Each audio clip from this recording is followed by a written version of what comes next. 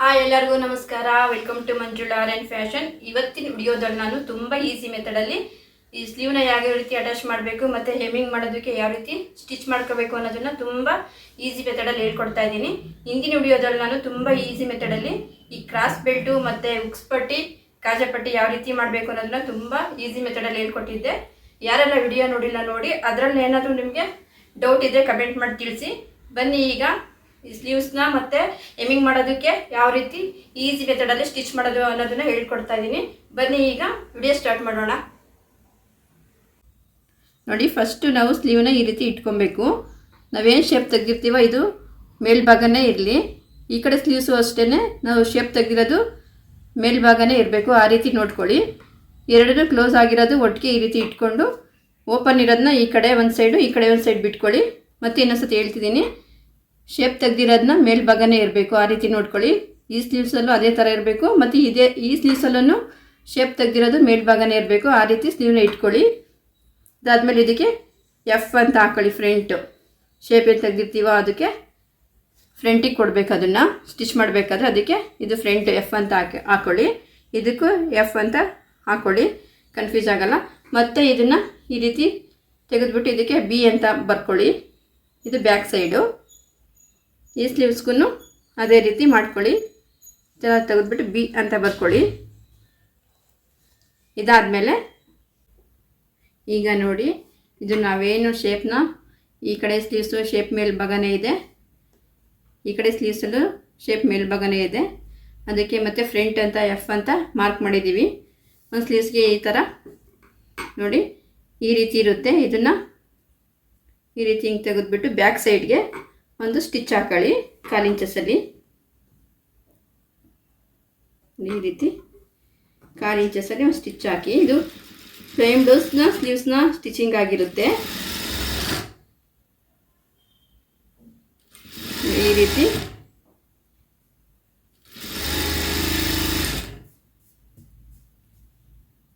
ಇದು ಮಡಚಿರೋ ಭಾಗ ಬ್ಯಾಕ್ ಸೈಡಿಗೆ ಬರಬೇಕು. ಆ ರೀತಿ ಮಡಿಸ್ಬಿಟ್ಟು ಸ್ಟಿಚ್ ಹಾಕೊಳ್ಳಿ.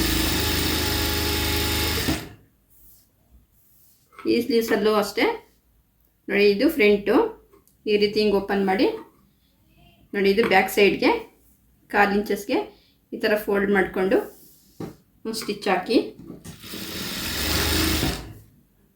ಈ ರೀತಿ ನೀಟಾಗಿ ಸ್ಟಿಚ್ ಹಾಕಿ.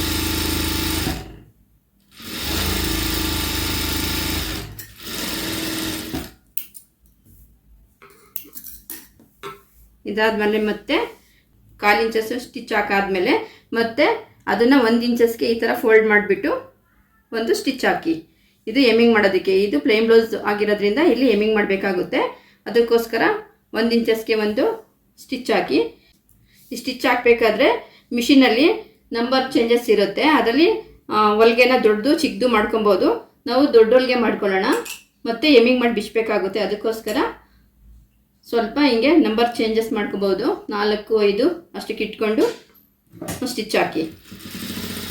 ಇದು ಮತ್ತೆ ಬಿಚ್ಚಬೇಕಾಗುತ್ತೆ ಹೆಮ್ಮಿಂಗ್ ಮಾಡೋ ಆದಮೇಲೆ. ಅದಕ್ಕೋಸ್ಕರ ಈ ರೀತಿ ದೊಡ್ಡ ಹೊಲಿಗೆ ಮಾಡಿಕೊಂಡು ಸ್ಟಿಚ್ ಹಾಕಿ. ಇದನ್ನು ಸೇಮ್ ಅದೇ ಥರ 1 ಇಂಚಸ್ಗೆ ಒಂದು ಸ್ಟಿಚ್ ಹಾಕಿ. ಈ ರೀತಿ ನೀಟಾಗಿ. ಇದಾದಮೇಲೆ ನಾವೇನು 4 ಪಾಯಿಂಟ್ಗೆ ಹೊಲಿಗೆ ಸ್ಟಿಚಿಂಗ್ದು 4 ಪಾಯಿಂಟ್ಗೆ ಇಟ್ಕೊಂಡಿರ್ತೀವಿ ಅದನ್ನು ಮತ್ತೆ 2 ಪಾಯಿಂಟ್ಗೆ ಸರಿ ಮಾಡ್ಕೊಳ್ಳಿ. ಸ್ಟಿಚ್ನ ಸಣ್ಣ ಹೊಲಿಗೆ ಮಾಡ್ಕೊಳ್ಳಿ. ಇನ್ನೊಂದು ಸತಿ ನೋಡ್ಕೊಳ್ಳಿ. ಹೊಲಿಗೆ ಹಾಕಿದ್ದಾದಮೇಲೆ ಈ ಶೇಪ್ ಮೇಲ್ಭಾಗನೇ ಇದೆ, ಶೇಪ್ ತೆಗ್ದಿರೋದು. ಈ ಕಡೆ ಸ್ಲೀವ್ಸಲ್ಲೂ ಮೇಲ್ಭಾಗನೇ ಇದೆ. ಇದು ಒಳಗಡೆ ಸ್ಟಿಚ್ ಹಾಕಿದ್ದೀವಿ ಬ್ಯಾಕ್ ಸೈಡಲ್ಲಿ. ಇದಾದಮೇಲೆ ನಾವು ಫ್ರಂಟು ಬ್ಯಾಕು ಅಟ್ಯಾಚ್ ಮಾಡ್ಕೊಳ್ಳೋಣ. ನೋಡಿ, ಇದು ಬ್ಯಾಕ್ ಸೈಡು. ಬ್ಯಾಕ್ ಸೈಡ್ನ ಸೀದಾ ಇಟ್ಕೊಳ್ಳಿ. ಇದಾದಮೇಲೆ ಮತ್ತೆ ಈ ಥರ ನೋಡಿಕೊಂಡು ಒಳಗಡೆ ಭಾಗಕ್ಕೆ ಒಂದು 1/4 ಇಂಚಸ್ಸು ಸ್ಟಿಚ್ ಹಾಕಿ. ನೋಡಿ, ಈ ರೀತಿ 1/4 ಇಂಚಸ್ಗೆ ಒಂದು ಸ್ಟಿಚ್ ಹಾಕಿ.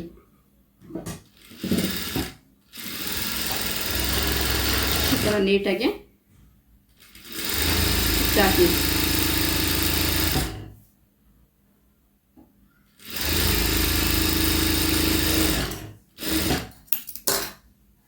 ಥರ ಈ ರೀತಿ ಸ್ಟಿಚ್ ಹಾಕಾದ್ಮೇಲೆ ನೋಡಿ ಕಾಲಿಂಚಸ್ ಏನು ಹೊಲಿಗೆ ಹಾಕಿದ್ದೀವೋ ಅದು ಒಳಗಡೆ ಬ್ಯಾಕ್ ಸೈಡ್ ಹೋಗಿದೆ. ಈ ರೀತಿ ಬಟ್ಟೆನ ಸೀದಾ ಇಟ್ಕೊಂಡು ಹೊಲಿಗೆ ಹಾಕಿರೋದು ಒಳಗಡೆ ಹೋಗಿದೆ. ಆ ರೀತಿ ನೋಡ್ಕೊಳ್ಳಿ. ಇಟ್ಕೊಂಡಾದ್ಮೇಲೆ ನಾವು ಫ್ರಂಟ್ ಏನು ರೆಡಿ ಮಾಡ್ಕೊಂಡಿದ್ವೋ ಅದನ್ನು ಈ ಥರ ಹಾಕ್ಕೊಳ್ಳಿ. ನೋಡಿ ಈ ರೀತಿ ಶೋಲ್ಡರ್ ಜಾಯಿಂಟ್ ಮಾಡಬೇಕು. ಇಲ್ಲಿಗೆ ಅರ್ಧ ಇಂಚಸ್ಸು ಇಲ್ಲಿಗೆ ಶೋಲ್ಡರ್ ಜಾಯಿಂಟ್ ಮಾಡ್ಕೊಳ್ಳೋಣ. ಈ ರೀತಿ ಇಟ್ಕೊಳ್ಳಿ. ಬ್ಯಾಕ್ ಸೈಡು ಸೀದಾ ಇರುತ್ತೆ. ನಾವು ಫ್ರಂಟ್ನ ಉಲ್ಟಾ ಸೈಡ್ ಹಾಕ್ಕೊಬೇಕು. ನೋಡಿ ಈ ರೀತಿ ಇಟ್ಕೊಂಡು ಇಲ್ಲಿಗೆ ಅರ್ಧ ಇಂಚಸ್ಸು ಇಲ್ಲಿಗೆ ಅರ್ಧ ಇಂಚಸ್ನ ಶೋಲ್ಡರ್ನ ನಾವು ಸ್ಟಿಚ್ ಮಾಡ್ಕೊಳ್ಳೋಣ. ಅರ್ಧ ಇಂಚಸ್ಗೆ ಶೋಲ್ಡರ್ ಜಾಯಿಂಟ್ ಮಾಡ್ಕೊಳ್ಳಿ. ಇಲ್ಲಿಗೆ ಈ ರೀತಿ ಶೋಲ್ಡರ್ ಜಾಯಿಂಟ್ ಮಾಡ್ಕೊಬೇಕು. ಇನ್ನೊಂದನ್ನು ಈ ರೀತಿ ಅರ್ಧ ಇಂಚಸ್ಗೆ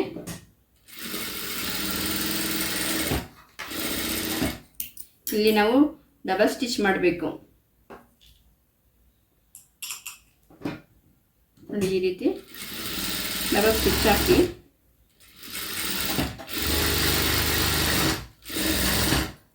ನೋಡಿ ಈಗ ಶೋಲ್ಡರ್ ಜಾಯಿಂಟ್ ಮಾಡಾದ್ಮೇಲೆ ನೋಡಿ ಬ್ಯಾಕ್ ಸೈಡು ಆ ಕಡೆ ಇದೆ, ಫ್ರಂಟ್ ಸೈಡು ನಮ್ಮ ಕಡೆ ಇದೆ. ಇದಕ್ಕೆ ನಾವು ಸ್ಲೀವ್ನ ನೋಡಿ ಈ ರೀತಿ ಫ್ರಂಟು ಏನು ನಾನು ಎಫ್ ಅಂತ ಮಾರ್ಕ್ ಮಾಡಿದ್ದೀನೋ ಅದು ಫ್ರಂಟು, ಹೊಲಿಗೆ ಹಾಕಿರೋದು ಒಳಗಡೆ ಹೋಗಿದೆ. ಇದನ್ನು ಸೀದಾ ಇಟ್ಕೊಬೇಕು. ಇದು ಬ್ಯಾಕು ಮತ್ತು ಫ್ರಂಟು ಏನು ಶೋಲ್ಡರ್ ಜಾಯಿಂಟ್ ಮಾಡಿದ್ದೀವೋ ಅದು ಸೀದಾ ಇರಲಿ. ಸ್ಲೀವ್ ಜಾಯಿಂಟ್ ಮಾಡಬೇಕಾದ್ರೆ ಸ್ಲೀವ್ನ ನೋಡಿ ಇದೇನು ಫ್ರಂಟ್ ಅಂತ ಇದೆಯೋ ಇದನ್ನು ಈ ರೀತಿ ಉಲ್ಟಾ ಮಾಡಿಕೊಂಡು ಈ ಫ್ರಂಟು ನಮ್ಮ ಕಡೆ ಇರಬೇಕು. ನೋಡಿ ಎಫ್ ಅಂತ ಇದೆ, ಇದು ಫ್ರಂಟು ಈ ಕಡೆ ಸೈಡ್ ಇರಬೇಕು, ಉಕ್ಸ್ಪಟ್ಟಿ ಕಡೆನೇ. ನೋಡಿ ಈ ರೀತಿ ಬಿ ಅಂತ ನಾವೇನು ಮಾರ್ಕ್ ಮಾಡಿದ್ದೀವೋ ಅದು ಬ್ಯಾಕ್ ಸೈಡ್ ಇರಬೇಕು. ಇಲ್ಲೇನು ನಾವು ನಾಶ್ ಮಾಡ್ಕೊಂಡಿದ್ದೀವೋ ನೋಡಿ ಇಲ್ಲಿ ಇದು ನಾವು ಶೋಲ್ಡರ್ ಜಾಯಿಂಟ್ ಮಾಡಿರ್ತೀವಲ್ವ ಅಲ್ಲಿಗೆ ನೀಟಾಗಿ ಈ ಥರ ಇಲ್ಲಿಗೆ ಬರೋಂಗೆ ನೋಡ್ಕೊಳ್ಳಿ. ಇಲ್ಲಿಗೊಂದು ನೀವು ಬೇಕಾದರೆ ಒಂದು ಪಿನ್ ಹಾಕಿ, ಇಲ್ಲ ಅಂತ ಅಂದರೆ ಇದೇ ನಾವು ನ್ಯಾಶ್ ಮಾಡ್ಕೊಂಡಿದ್ದೀವೋ ಮತ್ತು ಶೋಲ್ಡರ್ ಜಾಯಿಂಟ್ ಆಗಿರೋ ಜಾಗಕ್ಕೆ ಈ ಥರ ನೀಟಾಗಿ ನ್ಯಾಶ್ ಮಾಡಿರೋದು ಸ್ಲೀವ್ಸ್ನ ಈ ಥರ ಇಟ್ಕೊಂಡು ಅಲ್ಲಿಗೆ ಒಂದು ಸ್ವಲ್ಪ ಸ್ಟಿಚ್ ಹಾಕ್ಕೊಳ್ಳಿ. ಸ್ವಲ್ಪ ಇಷ್ಟೇ ಸಾಕು. ನೋಡಿ ಈ ಥರ ಸ್ಟಿಚ್ ಹಾಕ್ಕೊಂಡು ಮತ್ತು ಇದನ್ನು ಈ ರೀತಿ ನೋಡ್ಕೊಳ್ಳಿ. ಈ ರೀತಿ ಇಟ್ಕೊಂಡು ಇಲ್ಲಿಂದ ಲಾಸ್ಟ್ ಇಲ್ಲೇನು ನಾವು ಇದು ಮಾಡಿದ್ದೀವೋ ಕಟಿಂಗ್ ಮಾಡಿದ್ದೀವೋ ಇಲ್ಲಿಂದ ಅರ್ಧ ಇಂಚಸ್ಗೆ ಒಂದು ಹೊಲಿಗೆ ಹಾಕ್ಕೊಂಡು ಬನ್ನಿ. ಈ ರೀತಿ ಈ ಥರ ಸ್ಟ್ರೈಟ್ ಈ ಥರ ಎಳಿಬಾರ್ದು. ನಾವೇನು ಕರ್ವು ನಾವು ತೆಗ್ದಿರ್ತೀವೋ ಶೇಪು ಅದೆಲ್ಲ ಸ್ಲೀವ್ಸಲ್ಲಿ ಅದೇ ರೀತಿ ತಿರುಗಿಸ್ಕೊಂಡು ಈ ಥರ ಹೊಲಿಗೆ ಹಾಕ್ಕೊಂಡು ಬನ್ನಿ. ಈ ರೀತಿ ನೀಟಾಗಿ ನಿಧಾನಕ್ಕೆ ಹಾಕಿ ಇಲ್ಲಿ ಸ್ಟ್ರೈಟ್ ಈ ಥರ ಎಳ್ದು ಹಾಕಿದ್ರೆ ಸ್ಲೀವ್ಸು ನಮಗೆ ನೀಟಾಗಿ ಕೂತ್ಕೊಳ್ಳಲ್ಲ. ನೋಡಿ ಈ ರೀತಿ ನೀಟಾಗಿ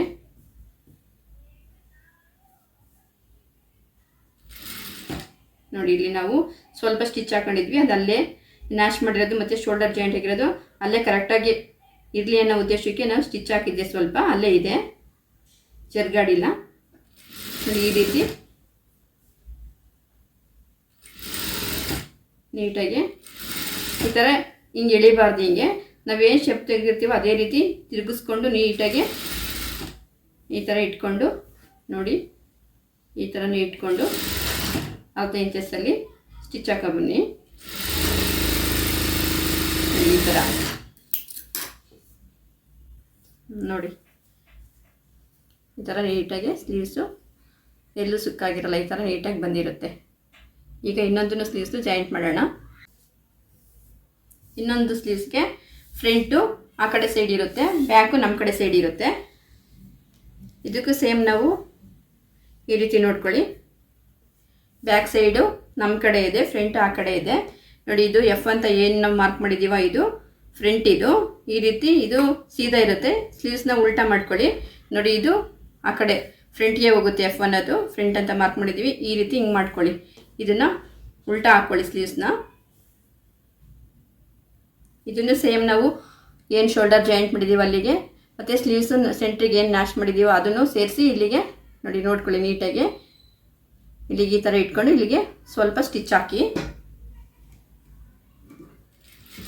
ಈ ರೀತಿ ಸ್ವಲ್ಪ ಸ್ಟಿಚ್ ಹಾಕ್ಕೊಳ್ಳಿ. ನಿಮಗೇನಾದರೂ ಅರ್ಧ ಇಂಚಸ್ಸಲ್ಲಿ ನಿಮಗೆ ಹೊಲಿಗೆ ಯಾವ ರೀತಿ ಹಾಕೋದು ಅಂತ ಗೊತ್ತಾಗಲಿಲ್ಲ ಅಂತಂದರೆ ಇಲ್ಲಿಂದ ಒಂದು ಅರ್ಧ ಇಂಚಸ್ಗೆ ಸ್ಲೀವ್ಸಲ್ಲಿ ಈ ರೀತಿ ಮಾರ್ಕ್ ಮಾಡ್ಕೊಳ್ಳಿ. ಇಲ್ಲಿಂದ ಈ ರೀತಿ ಅದ್ರ ಮೇಲೆ ಸ್ಟಿಚ್ ಹಾಕೊಂಡು ಬನ್ನಿ ಮಾರ್ಕ್ ಮಾಡಿಕೊಂಡು ನೋಡಿ. ಈ ರೀತಿ ಇಲ್ಲಿಂದ ನಾವೇನೀಗ ಸ್ಟಿಚ್ ಹಾಕಿದ್ದೀವೋ ಸ್ವಲ್ಪ ಇಲ್ಲಿಂದ ಸ್ಲೀವ್ಸ್ನ ಈ ಥರ ನೋಡ್ಕೊಳ್ಳಿ. ಈ ಥರ ಇಟ್ಕೊಂಡು ನೋಡಿ ಇಲ್ಲಿಂದ ಸ್ಟಿಚ್ ಹಾಕಿ.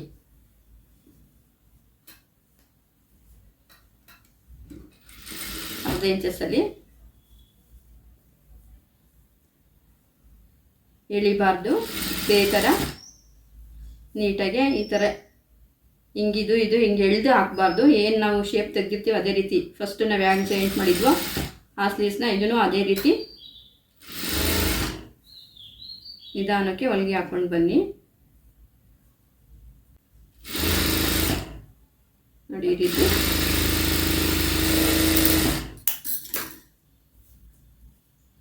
ನೀಟಾಗಿ ಬರುತ್ತೆ ಈ ಥರ. ಇದು ಪ್ಲೇನ್ ಬ್ಲೌಸ್, ಇದು ಸಾದಾ ಬ್ಲೌಸು, ಲೈನಿಂಗ್ ಬ್ಲೌಸ್ ಅಲ್ಲ. ನೋಡಿ ಈ ರೀತಿ ಸ್ಟಿಚ್ ಹಾಕಿ. ಮತ್ತು ಇದಕ್ಕೆ ನಾವು ಸ್ಲೀವ್ಸ್ ಏನು ಜಾಯಿಂಟ್ ಮಾಡ್ತೀವಿ ಅದಕ್ಕೆ ಡಬಲ್ ಸ್ಟಿಚ್ ಹಾಕಬೇಕು ನೋಡಿ. ಈ ಥರ ಡಬಲ್ ಸ್ಟಿಚ್ ಹಾಕೊಳ್ಳಿ. ನಾನು ಅದ್ರ ಮೇಲೇ ಡಬಲ್ ಸ್ಟಿಚ್ ಮಾಡಿ. ಈ ಸ್ಲೀವ್ಸ್ಗೂ ಡಬಲ್ ಸ್ಟಿಚ್ ಹಾಕಿ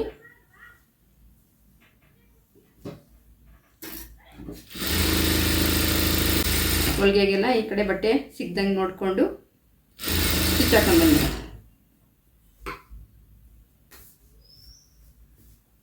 ನೋಡಿ. ಈ ರೀತಿ ನೀಟಾಗಿ ಬಂದಿದೆ ಗ್ರೌಂಡ್ ಶೇಪು ನೋಡಿ. ಈ ಸ್ಲೀವ್ಸು ಅಷ್ಟೇ ನೋಡಿ. ನೀವು ಇದೇ ಥರ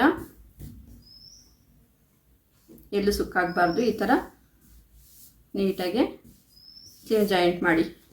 ಇದಾದಮೇಲೆ ಈಗ ನಾವು ಎಮ್ಮಿಂಗಿಗೆ ಯಾವ ರೀತಿ ಬಟ್ಟೆ ಕಟ್ ಮಾಡ್ಕೊಬೇಕು ಅನ್ನೋದನ್ನು ತೋರಿಸ್ಕೊಡ್ತಾ ಇದ್ದೀನಿ. ಇದು ಫ್ರಂಟ್ ಟಿಪ್ಪು ಮತ್ತು ಬ್ಯಾಕ್ ಟಿಪ್ಪು ಕಟಿಂಗ್ ಮಾಡಿರ್ತೀವಲ್ವ, ಅಲ್ಲಿ ಸಿಕ್ಕಿರುತ್ತೆ ಇದು ಬಟ್ಟೆ. ಅದನ್ನು ಎಲ್ಲೂ ಎಸಿದಂಗೆ ನಾವು ಸ್ಟಿಚಿಂಗ್ ಆಗೋವರೆಗೂ ಮಡಗಿರ್ಬೇಕು ಅದನ್ನು. ಅದಕ್ಕೋಸ್ಕರ ನಾವು ಯಾವುದೇ ವೇಸ್ಟ್ ಪೀಸಸ್ ಆಗಲಿ ಕಟಿಂಗ್ ಮಾಡಬೇಕಾದ್ರೆ ಯಾವುದು ಎಸಿಬಾರ್ದು, ಸ್ಟಿಚ್ ಆಗೋವರೆಗೂ ಆ ರೀತಿ ಮಡಗಿರಬೇಕು. ಈ ರೀತಿ ಬಟ್ಟೆ ಮಿಕ್ಕಿರುತ್ತೆ. ಇದರಲ್ಲಿ ನಾವು ಬಟ್ಟೆನ ಕ್ರಾಸಾಗಿ ಕಟ್ ಮಾಡಬೇಕು. ಈ ರೀತಿ ಹಿಂಗೆ ಒಂದು ಮಾರ್ಕ್ ಹಾಕ್ಕೊಳ್ಳಿ 1 ಇಂಚಸ್ಗೆ. ನಿಮಗೆ ಗೊತ್ತಾಗಿಲ್ಲ ಅಂತಂದರೆ ಟೇಪ್ ತಗೊಂಡು ಅಳತೆ ಮಾಡಿ ಮಾರ್ಕ್ ಹಾಕೊಂಬನ್ನಿ.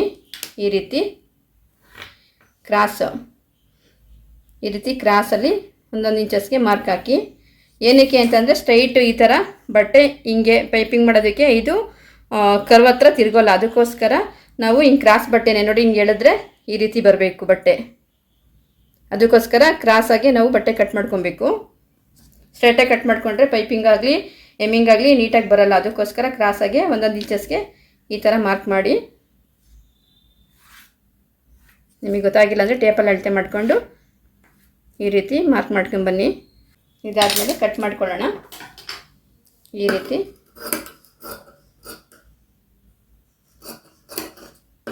ನೀಟಾಗಿ ನಾವೇನು ಮಾರ್ಕ್ ಮಾಡಿದ್ದೀವೋ ಲೈನ್ ಹಾಕೊಂಡಿದ್ದೀವೋ ಅಲ್ಲಿಗೆ ನೀಟಾಗಿ ಕಟ್ ಮಾಡ್ಕೊಂಬನ್ನಿ.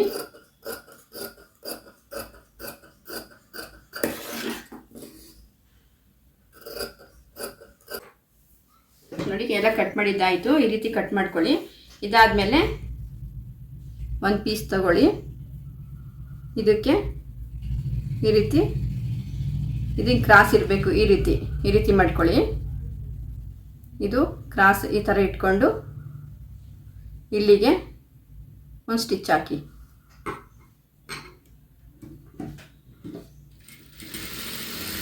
ನೋಡಿ ಈ ರೀತಿ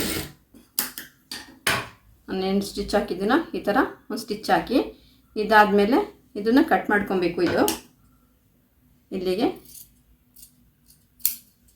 ಈ ರೀತಿ ಕಟ್ ಮಾಡ್ಕೊಂಡಾದ್ಮೇಲೆ ಮತ್ತೆ ಇದನ್ನು ತೆಗೀರಿ. ಈ ಥರ ಸ್ಟ್ರೈಟ್ ಈ ಥರ ಸಿಗುತ್ತೆ. ಮತ್ತು ಇಲ್ಲಿಗೆ ಇನ್ನೊಂದು ಪೀಸ್ನ ತಗೊಳ್ಳಿ. ಕ್ರಾಸ್, ಇದನ್ನು ಕ್ರಾಸ್ ಈ ಥರ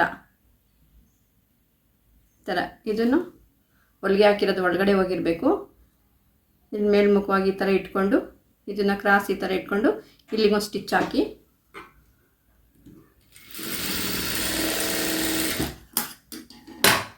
ನೋಡಿ ಈ ಥರ ಇದೊಂದು ಸ್ಟಿಚ್ ಹಾಕಿ ಕಟ್ ಮಾಡಿದ್ದೆ. ಇದಕ್ಕೂ ಅದೇ ಥರ ಕ್ರಾಸ್ ಈ ಥರ ಇಟ್ಕೊಂಡು ಸ್ಟಿಚ್ ಹಾಕಾದ್ಮೇಲೆ ಇದನ್ನು ಇಷ್ಟಕ್ಕೆ ಕಟ್ ಮಾಡ್ಕೊಳ್ಳಿ. ನೋಡಿ ಈ ರೀತಿ. ಮತ್ತು ಇದಕ್ಕೆ ಇದನ್ನು ಕ್ರಾಸ್ ಈ ಥರ ಇಟ್ಕೊಳ್ಳಿ. ನೋಡಿ ಇಲ್ಲಿಗೊಂದು ಸ್ಟಿಚ್ ಹಾಕಿ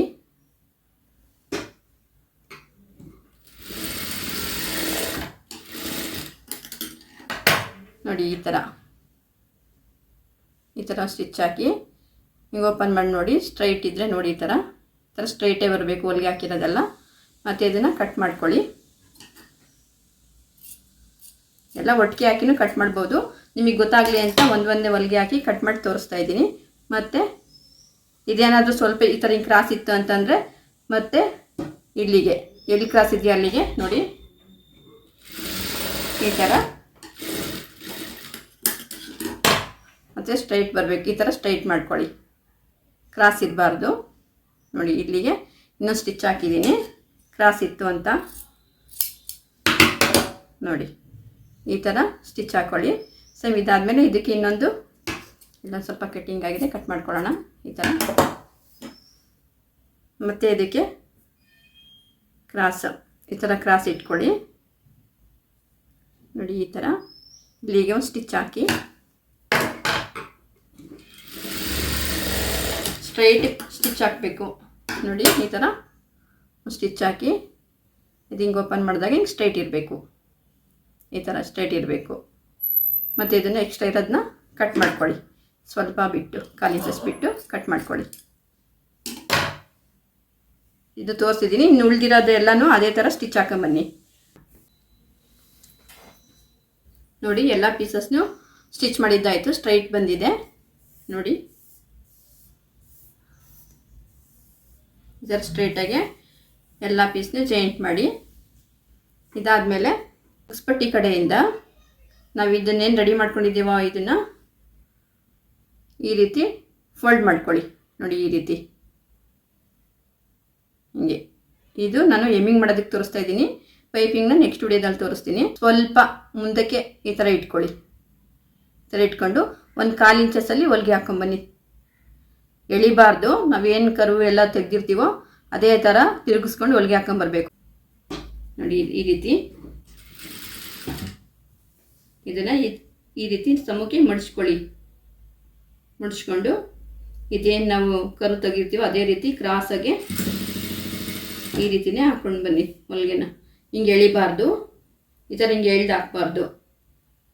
ನಾವೇನು ಕಟ್ ಮಾಡಿರ್ತೀವಿ ಹಿಂಗೆ ಕ್ರಾಸಾಗಿ ಇದೇ ರೀತಿ ಹೊಲಿಗೆ ಹಾಕೊಂಬನ್ನಿ. ಇದನ್ನು ಸಮಕ್ಕೆ ಸ್ವಲ್ಪ ಈ ಥರ ಮಡಿಸ್ಕೊಂಡು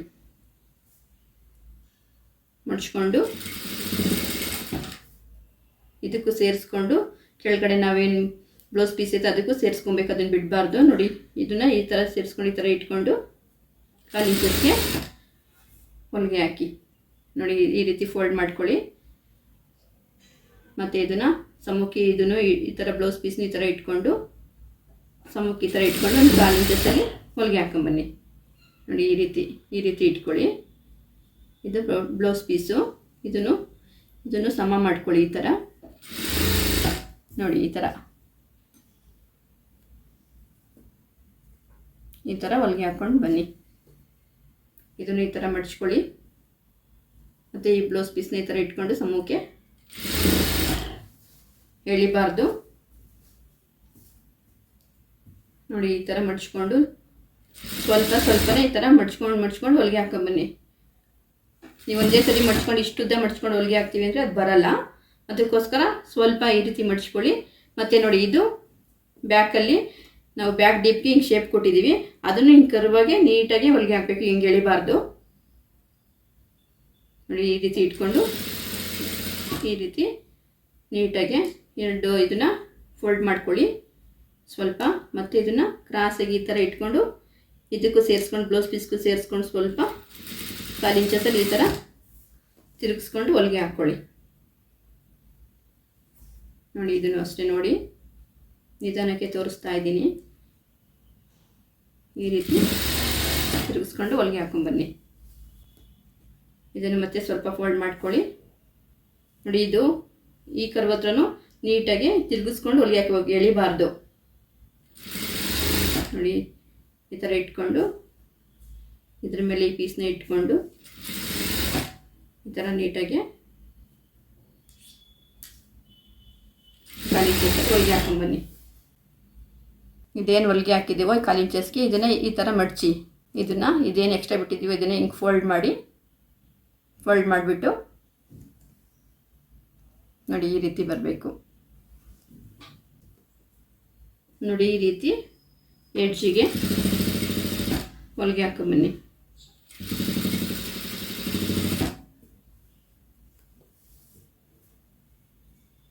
ಇದು ನೋಡಿ ಇದು ನಾವೇನು ಪಟ್ಟಿ ಹೊಲ್ದಿರ್ತೀವ ಅದೇ ಕಡೆನೇ ಹೊಲಿಗೆ ಈ ಥರ ಮಾಡಬೇಕು. ಹಿಂಗೆ ಬ್ಲೌಸ್ ಕಡೆ ಈ ಥರ ಮಾಡಬಾರ್ದು. ಈ ಥರ ಮಾಡಿಬಿಟ್ಟು ನೋಡಿ ಈ ಥರ ನೀಟಾಗಿ ಹೊಲಿಗೆ ಹಾಕಿ. ನೋಡಿ ಈ ಥರ ನಾನೇನು ಇದು ಹೊಲಿಗೆ ಹಾಕಿರೋದನ್ನ ಫೋಲ್ಡ್ ಮಾಡಿರೋದನ್ನ ಈ ಪಟ್ಟಿ ಕಡೆನೇ ಮಾಡಿದರೆ ಈ ರೀತಿ ಈ ಥರ ನೀಟಾಗಿ ಹಿಂಗೆ ಮಡಿಸ್ಬಿಟ್ಟು ನೀಟಾಗಿ ಈ ಥರ ಮಾಡ್ಕೊಳ್ಳಿ. ಈ ಹೊಲಿಗೆ ಈ ಕಡೆನೇ ಇರಲಿ. ನೋಡಿ ಈ ಥರ ಇರಬಾರ್ದು ಹೊಲಿಗೆ, ಈ ಥರ ಮೇಲಕ್ಕೆ ಈ ಥರ ಇರಬೇಕು. ನೋಡಿಕೊಂಡು ಸ್ವಲ್ಪನೇ ನೋಡಿಕೊಂಡು ಲಾಸ್ಟ್ ಎಡ್ಜಲ್ಲಿ ನೋಡಿ ಈ ಥರ ಹೊಲಿಗೆ ಹಾಕ್ಕೊಂಡ್ಬನ್ನಿ. ಮಾಡಿಕೊಂಡು ಇಲ್ಲೂ ಅಷ್ಟೇ ಕರ್ವ್ ಹತ್ರ ಈ ಥರ ಹಿಂಗೆ ಎಳೆದು ಹೊಲಿಗೆ ಹಾಕಬೇಡಿ. ಇದೇ ಥರ ಹಿಂಗಿರಲಿ. ಈ ಥರ ಕ್ರಾಸಿಗೆ ನೀವು ಹಿಂಗೆ ಇದೇ ಥರ ಹೊಲಿಗೆ ಹಾಕಬೇಕು. ನೀವು ಈ ಥರ ಎಳಿಬಾರ್ದು. ಇದೇ ಥರ ಹಿಂಗೆ ತಿರುಗಿಸ್ಬೇಕು. ತಿರುಗಿಸ್ಕೊಂಡು ಹೊಲಿಗೆ ಹಾಕ್ಕೊಳ್ಳಿ. ನೀವು ಎಳೆದ್ಬಿಟ್ಟು ಹೊಲಿಗೆ ಹಾಕಿದ್ರೆ ಎಮ್ಮಿಂಗೆಲ್ಲ ನೀಟಾಗಿ ಬರೋಲ್ಲ. ಅದಕ್ಕೋಸ್ಕರ ಈ ಕರ್ವ್ ಹತ್ರ ಇದೇ ಥರ ಹಿಂಗೆ ಕ್ರಾಸಿಗೆ ಇದೇ ಥರ ಹೊಲಿಗೆ ಹಾಕಿ. ನೋಡಿ ನಾನು ಯಾವ ರೀತಿ ಮಾಡಿದ್ದೀನಿ ಅಂತ ತೋರಿಸ್ತೀನಿ. ನೋಡಿ ಈ ಥರ ಎಡ್ಜಲ್ಲೇನೆ ನೋಡಿ ಈ ರೀತಿ ಇದೇನು ನಾವು ಹೊಲಿಗೆ ಹಾಕಿದ್ದೇವೆ ಇದನ್ನು ಬ್ಲೌಸ್ ಕಡೆ ಹೋಗಬಾರ್ದು, ಈ ಪಟ್ಟಿ ಕಡೆನೇ ಬರೋಂಗೆ ಮಾಡಿಕೊಂಡು ಹೊಲಿಗೆ ಹಾಕಬೇಕು. ಇದಾದಮೇಲೆ ಏಮಿಂಗ್ನ ನಾನು ನೆಕ್ಸ್ಟ್ ವಿಡಿಯೋದಲ್ಲಿ ತೋರಿಸ್ತೀನಿ ಯಾವ ರೀತಿ ಏಮಿಂಗ್ ಮಾಡಬೇಕು ಅಂತ. ಈ ವಿಡಿಯೋ ಇಷ್ಟ ಆದರೆ ಲೈಕ್ ಮಾಡಿ, ಕಮೆಂಟ್ ಮಾಡಿ. ನಾನು ಮುಂದೆ ವಿಡಿಯೋದಲ್ಲಿ ಸಿಗ್ತೀನಿ.